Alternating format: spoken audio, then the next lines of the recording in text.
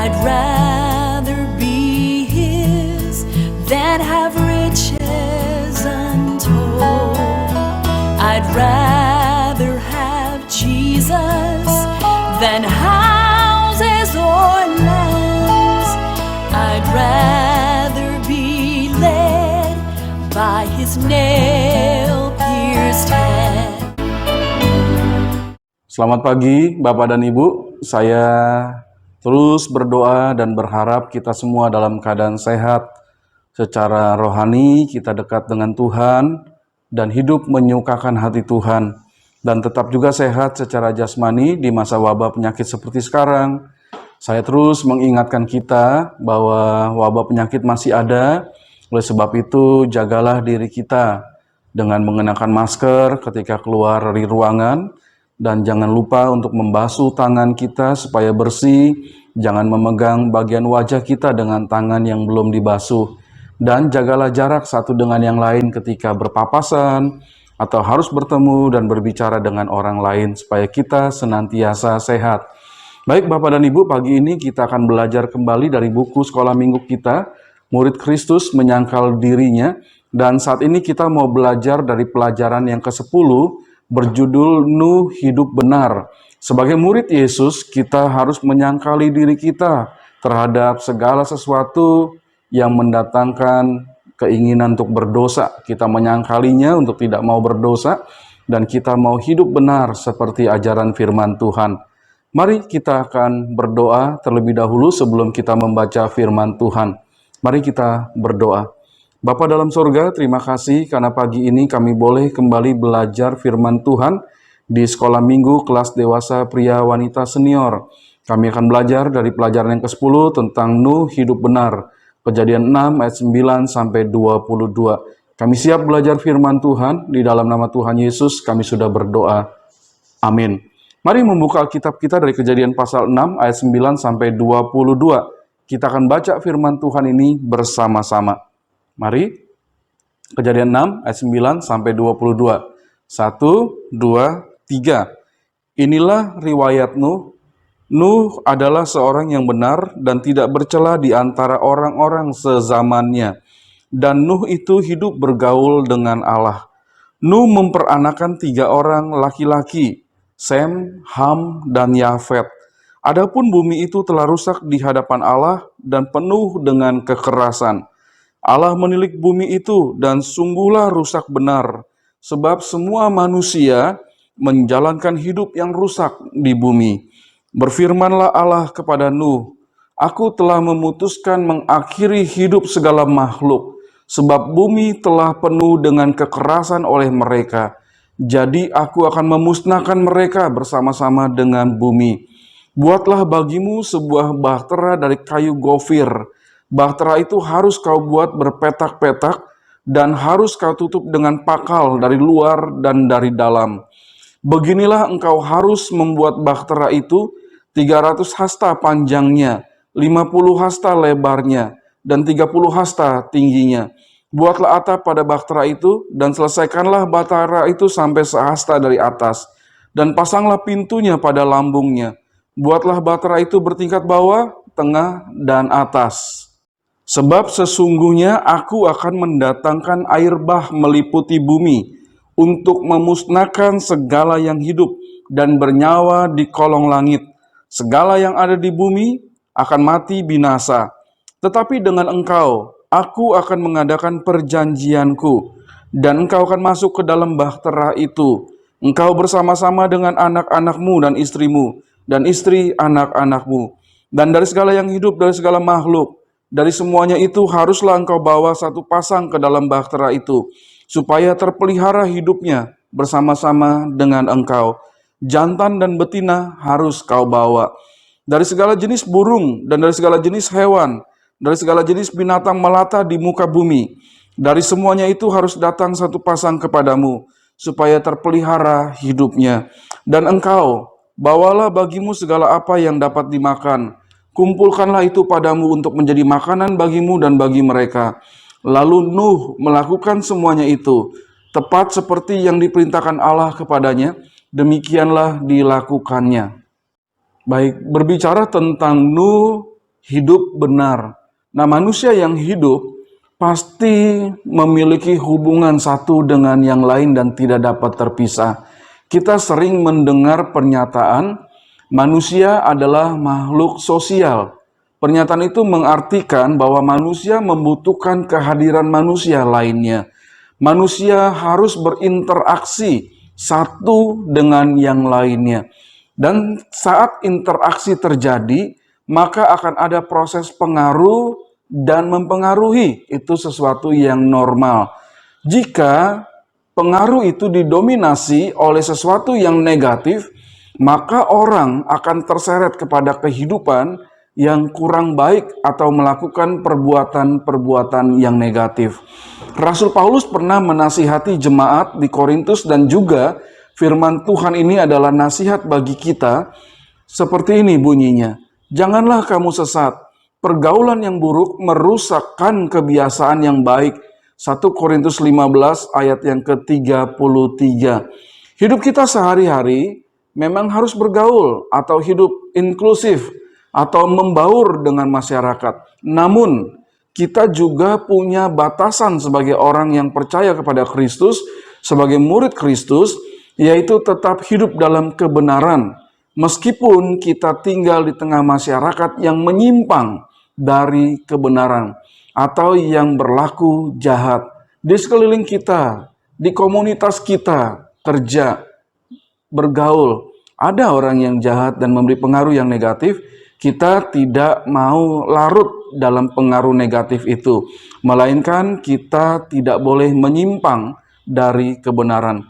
Kita tidak terpengaruh dengan perbuatan berdosa yang dilakukan orang lain, melainkan seharusnya kita yang memberikan pengaruh kekristenan dalam hidup bermasyarakat, supaya komunitas kita, masyarakat kita hidup dalam kebenaran. Baik, mari kita diskusikan bersama dari pelajaran pendahuluan yang sudah kita bicarakan. Nomor 1, berikanlah contoh pengaruh yang positif hingga dapat mempengaruhi orang lain berlaku positif. Apa yang menurut Bapak dan Ibu kita bisa menularkan pengaruh yang positif kepada sekeliling kita? Ya, misalnya kita senantiasa berkata-kata baik, ya, berkata-kata benar dengan sopan kepada setiap orang. Itu adalah hal yang positif.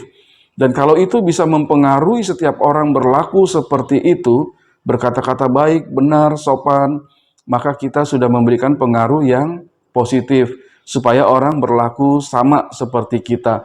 Mari mulai melakukan hal itu dalam hidup kita sebagai murid Yesus. Yang kedua, apa sebabnya manusia dapat berperilaku negatif? Ya, kita tahu ya, seringkali ada kelakuan-kelakuan negatif yang akhirnya mempengaruhi orang lain untuk ikut melakukan pengaruh perbuatan yang negatif itu.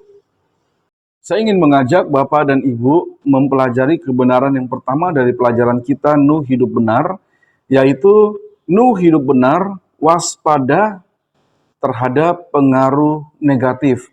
Kejadian 6 ayat 9 sampai dengan ayat yang ke-12. Bapak dan Ibu, kita sering mendengar dalam hal kesehatan, ada pernyataan yang mengatakan mencegah lebih baik daripada mengobati. Apa maksud perkataan tersebut? Artinya adalah kita perlu menjaga kesehatan kita agar sedapat mungkin terhindar dari suatu penyakit. Sehingga ketika sakit baru kita mengobati. Lebih baik kita hidup sehat, mencegah supaya tidak jatuh menjadi sakit. Ya. Nah, hal yang sama berlaku dalam urusan rohani. Kita harus mengupayakan kerohanian yang sehat dengan hidup benar di hadapan Allah, menjauhi dunia yang jahat dan berdosa, supaya kemurnian iman kita tidak tercemar oleh perbuatan-perbuatan dunia yang berdosa.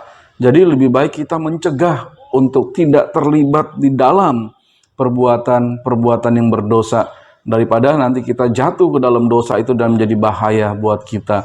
Kita mengetahui firman Tuhan mencatat, setelah peristiwa Adam dan Hawa jatuh ke dalam dosa, maka dosa itu merambah setiap manusia yang hidup.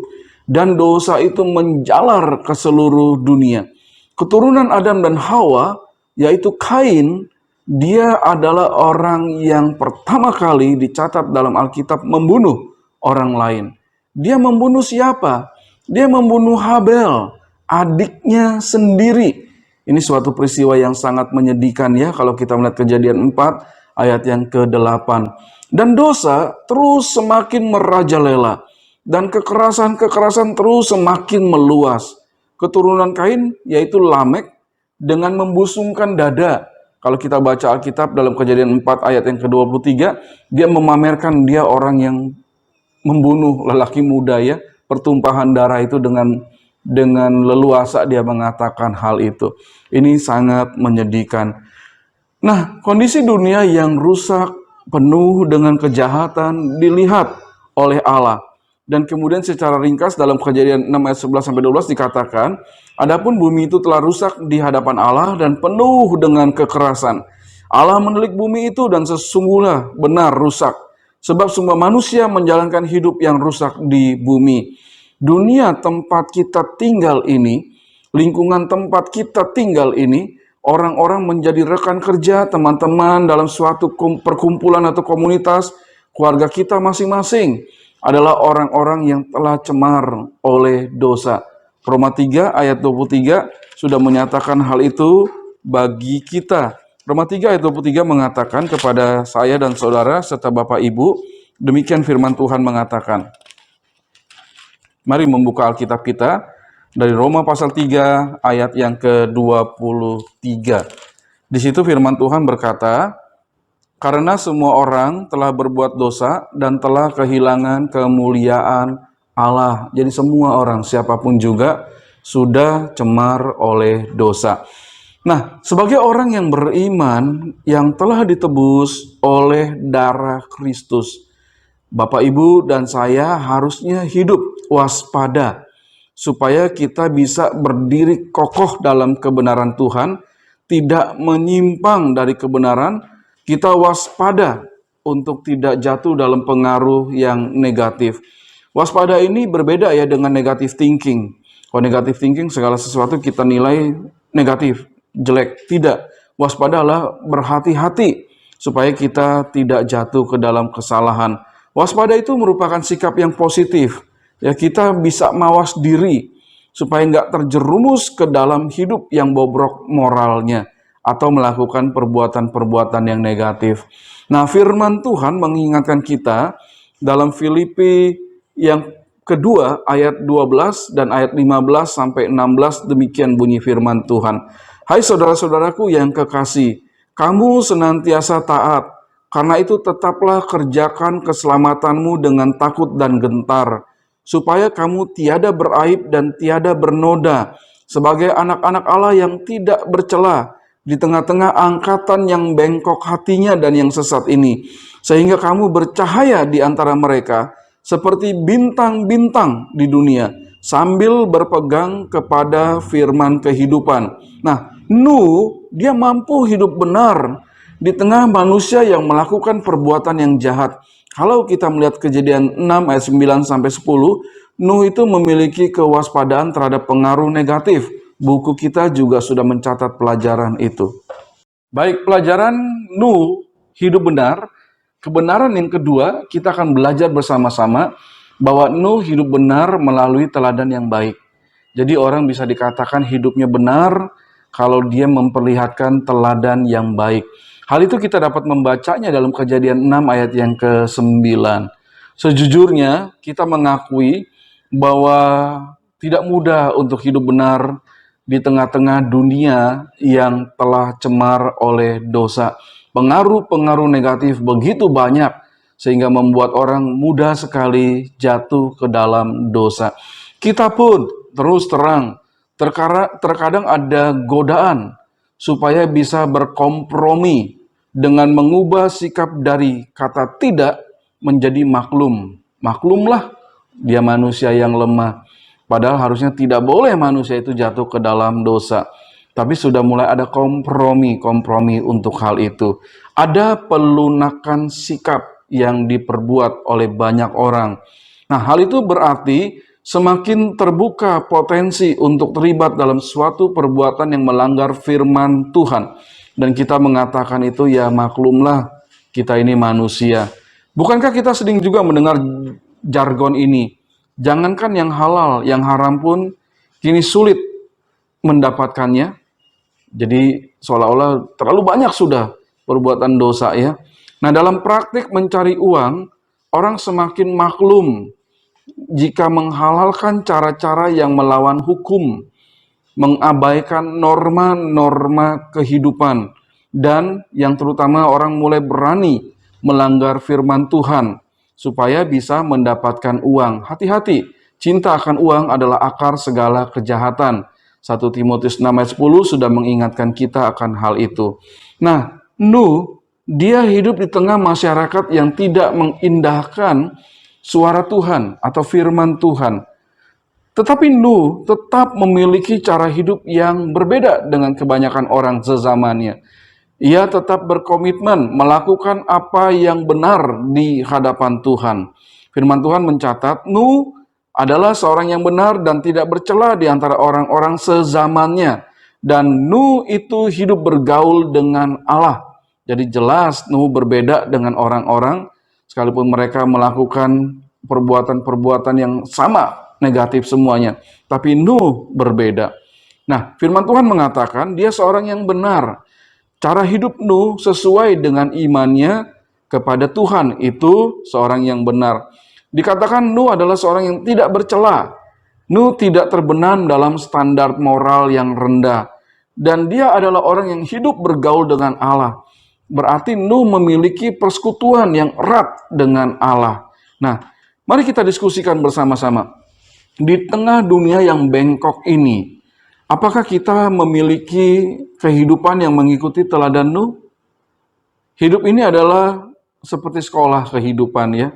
Kita harus mencoba dan berusaha belajar terus-menerus supaya bisa hidup benar. Jika pernah gagal, seperti halnya sekolah, kita mesti bertobat ya. Kemudian kita bangkit lagi supaya hidup benar di hadapan Tuhan.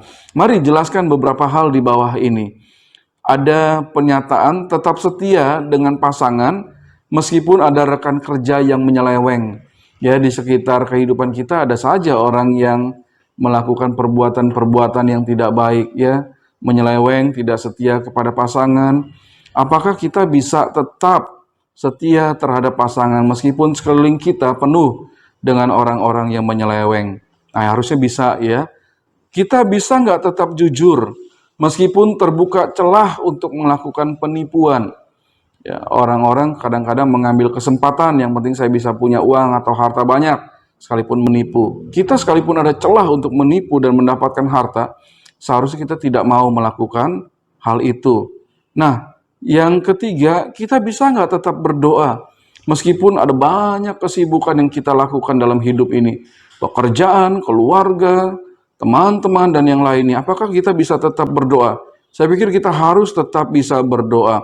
Apakah kita bisa tetap berangkat beribadah meskipun muncul godaan untuk pergi berwisata di hari Minggu, di hari libur, yang kadang-kadang juga hari libur untuk kegiatan kita beribadah kepada Tuhan ya.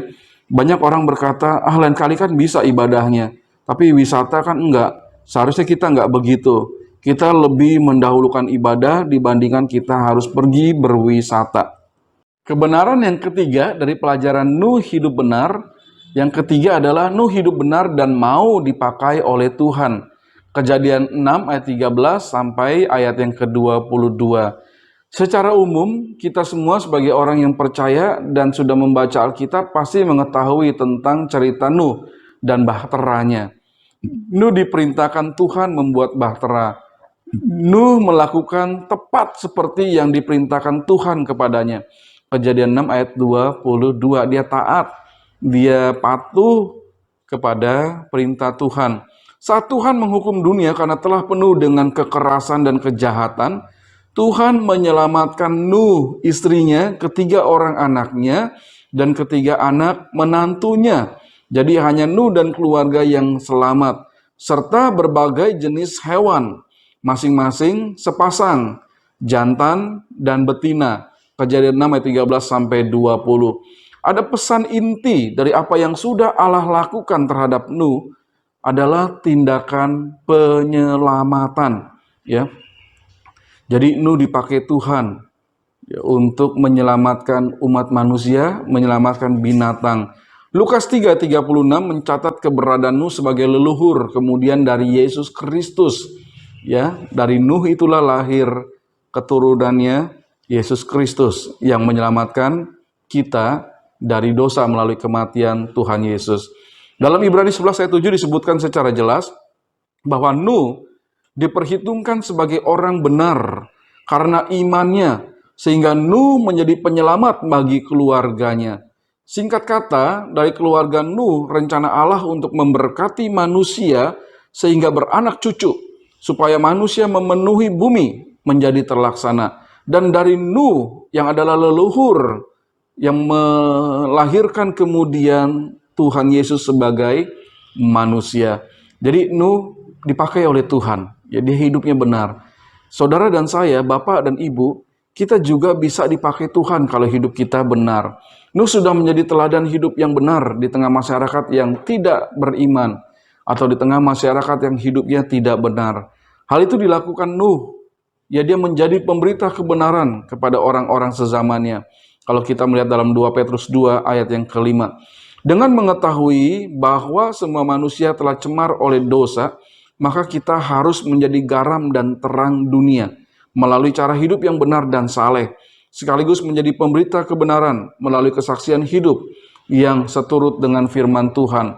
Kita mau hidup benar supaya bisa dipakai oleh Tuhan sesuai dengan firman Tuhan. Segala puji bagi Tuhan, kita sudah belajar pelajaran yang ke-10, Nuh hidup benar, Kejadian 6 ayat 9 sampai 22. Dan marilah kita juga melakukan hal yang sama sebagai murid Yesus, seperti teladan yang sudah diberikan oleh Nuh.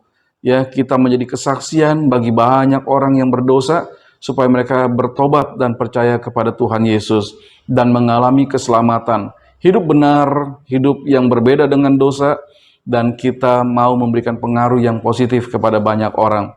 Firman Tuhan sudah mengatakan pagi ini, Nuh hidup benar, waspada terhadap pengaruh negatif, Kejadian 6 ayat 11 sampai 12. Nuh hidup benar melalui teladan yang baik, Kejadian 6 ayat 9. Nuh hidup benar dan mau dipakai Tuhan, Kejadian 6 ayat 13 sampai 22. Bapak dan Ibu, mari kita melakukan kebenaran firman Tuhan ini. Kita hidup benar sebagai orang percaya. Mari kita mengakhiri pelajaran kita dengan berdoa bersama. Bapa dalam sorga, terima kasih kami boleh belajar kebenaran firman Tuhan, bahwa kami harus hidup benar, waspada terhadap pengaruh yang negatif, memberikan teladan hidup yang positif, dan kami mau dipakai Tuhan sebagai orang-orang yang hidup benar, seperti Nuh sudah mengalaminya. Terima kasih Bapa untuk pelajaran pada hari ini, kami mau melakukannya dalam hidup kami sehari-hari. Terima kasih Tuhan, berkati kami. Dalam nama Tuhan Yesus kami sudah berdoa. Amin. Sampai bertemu minggu yang akan datang. Tuhan memberkati kita semua.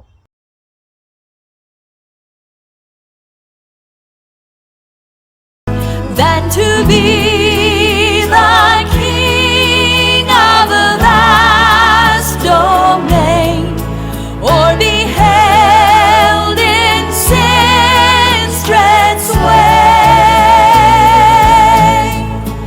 I'd rather have Jesus than anything this world affords today.